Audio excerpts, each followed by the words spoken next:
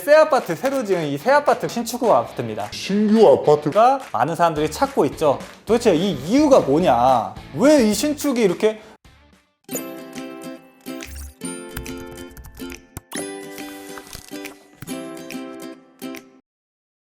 안녕하십니까. 드림 부동산 투자연구소 남태훈 본부장입니다. 자, 최근 부동산 시장에서는요, 이 아파트들 중에 특히나 신규 아파트가 가격도 굉장히 많이 오르고 또 많은 사람들이 찾고 있죠.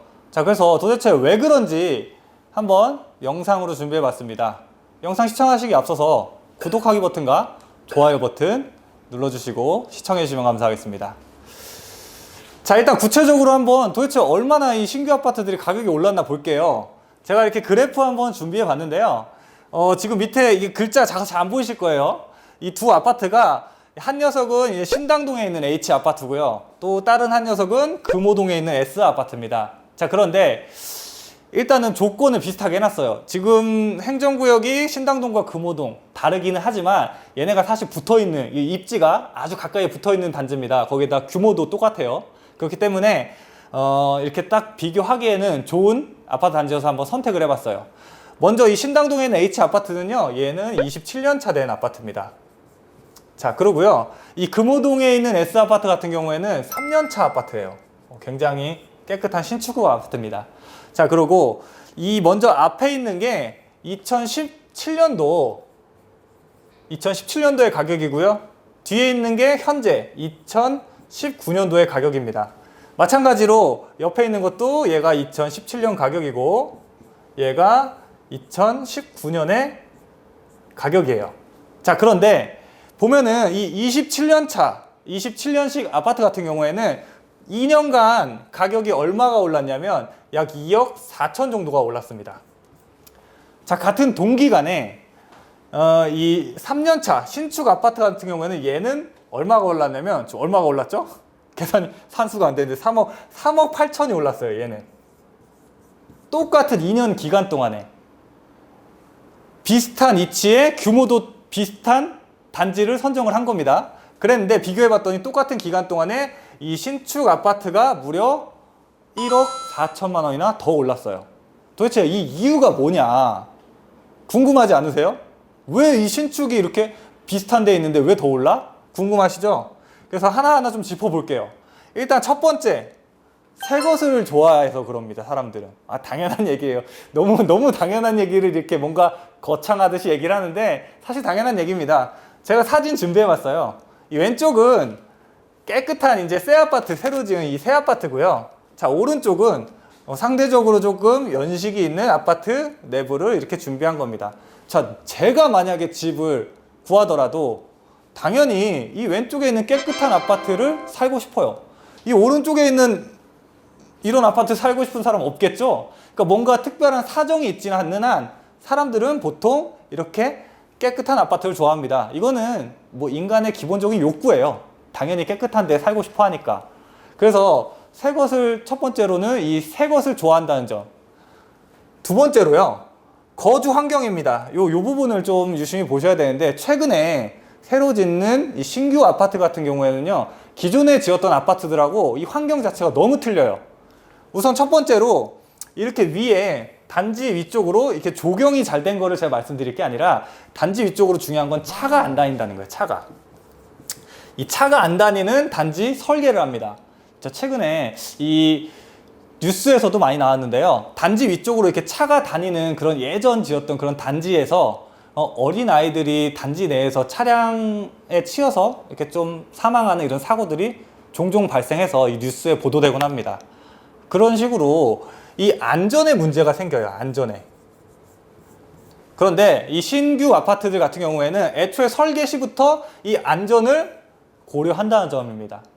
그리고 또 하나, 자, 이 아래쪽에 이게 뭐냐면 층간소음에 대한 규정인데요. 사실 이 층간소음 문제가 굉장히 사회적인 문제로 많이 대두가 됐어요. 층간소음 때문에 심지어 강력사건까지 벌어지고 있는 게 현실입니다. 자, 그래서 이 국가에서는 2014년부터 이 건축에 대한 규정을 좀 개정을 해서 층간소음 부분을 굉장히 강화했거든요. 그래서 어떤 좀 지을 때 좀 더 탄탄하게 지어서 2014년 이후로 짓는 아파트들 같은 경우에는 상대적으로 층간소음도 더 덜하게 이 건축 공법이 적용됐다라고 보시면 됩니다. 자, 여기에 최근에는 이 커뮤니티 시설 굉장히 또 중요시하죠. 뭐 수영장, 뭐 헬스장 이런 건 기본이고요. 여기에 뭐 사우나에다가 뭐 어떤 커피숍까지, 그러니까 어떤 주민들 좀 소통할 수 있는 이런 공간까지 모든 것들이 시설에 담겨 있습니다. 그렇기 때문에 이런 거주 환경들만 봐도 너무나 거주하고 싶죠. 그럴 정도로 장점이 부각되는 거예요, 이 신규 아파트가. 자, 거기에 다음으로 이 숫자가 부족하다는 점입니다. 이것도 굉장히 좀 많이 보셔야 되는데요. 제가 요거 지금 이 서울의 통계입니다. 서울이에요, 서울. 서울에 아파트 좀 연식에 대해서 비율이 어느 정도나 되는지 한번 그래프로 준비해 봤어요. 일단 우선적으로 제일 앞에 있는 게 5년 이하, 그 다음에 있는 게 10년 이하, 5년에서부터 10년까지 사이, 그 다음이 11년부터 20년, 그 다음이 21년부터 30년, 그 뒤에가 마지막으로 30년부터 40년까지예요. 그래서 이게 지금 숫자가 잘 안 보이실 텐데 이 20년 이상 된 요 두 녀석을 이렇게 20년 이상 된 아파트의 비중이 합쳐서 얼마가 되냐면 서울 같은 경우에는 51.3%입니다. 51.3%예요. 자, 여기에다가 만약에 11년부터 20년까지 만약에 더하게 되면요, 요렇게까지 이렇게 3개를 더해버리면은 비율이 어떻게 되냐면 87%가 돼요. 87%. 자, 10채 중에 거의 9채 가까이가 서울에서는 최소 10년 이상 됐다는 겁니다. 자, 반면에 10년 이하의 신축급 아파트는 약 13%밖에 안 돼요. 10채 중에 1채밖에 안 됩니다. 이게 현재 서울의 아파트 연식별 분포 비율이에요. 자, 그렇다 보니까 절대적으로 이 숫자 자체가 부족하다는 거예요. 아까 좀 전에 앞서 첫 번째, 두 번째 이유에서 이 신축 아파트가 뭐 좋은 점 말씀드렸는데 이렇게 좋음에도 불구하고 숫자가 비율적으로 봐도 굉장히 부족하기 때문에 이렇게 신축 아파트 선호 현상이 두드러지는 겁니다. 자, 그래서 정리를 한번 해보면요. 첫 번째, 이건 인간의 기본적인 욕구라고 말씀드렸어요. 더 좋은 환경, 더 나은 환경에 살고 싶은 기본적인 욕구. 이게 첫 번째고요.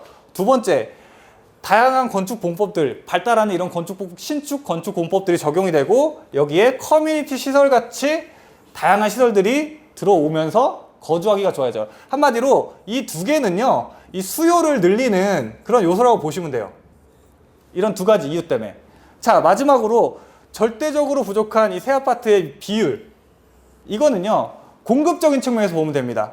공급이 사람들은 이러한 이유들 때문에 굉장히 원해서 수요가 올라가고 있지만 밑에 지금 비율적으로 봐도 공급이 굉장히 적고 여기에 추가적으로 서울에서 지금 현재 발표되고 있는, 이게 적용되고 있는 이런 각종 부동산 정책들도요, 이 공급을 더욱 죽이는 방향으로 정책들이 현재 나오고 있어요. 자, 그렇다 보니까 자, 부동산 경제 원리로 들어가는 거죠. 수요하고 공급 원리죠. 수요와 공급 원리인데 이 수요가 많으면서 공급이 적어야지만 가격이 올라가는 거예요. 이렇게 해야지 가격이 올라가는 거예요. 근데 딱 지금 이 새 아파트들이 그런 가격이 올라갈 수밖에 없는 조건을 만족시켜주고 있다는 거죠. 지금 정부에서 정책적으로 계속 발표하고 있는 내용들이 더더욱 신규 아파트를 서울에서는 공급할 수 없게끔 만드는 정책들입니다. 자, 그렇다 보니까 현재도 신축 아파트의 가격이 굉장히 강세를 띠고 있는데 앞으로도 계속적으로 강세를 띨 것으로 예상이 되고 그렇게 진행이 될 것 같아요. 자, 그러니까 이렇게 우리 이 영상을 시청하는 시청자분들께서는요, 부동산에 투자하실 때 투자의 방향을 가급적이면 신축 아파트들, 아까 제가 비율로도 보여드렸지만 아예 그냥 신축을 내가 분양받기가 힘들다면 10년 이내에 깨끗한 신축들도요, 10채 중에 1채밖에 안 돼요. 굉장히 비율이 적으니까요, 그런 것들이 희소성이 높고 가격이 많이 올라갑니다. 그러니까 투자의 방향을 신축 쪽으로 잘 잡으셔가지고 성공적인 투자 하셨으면 좋겠습니다. 자, 오늘 준비한 영상은 여기까지입니다. 준비한 영상이 좋으셨다면 구독하기 버튼과 좋아요 버튼 다시 한번 눌러주시기 바랍니다. 감사합니다.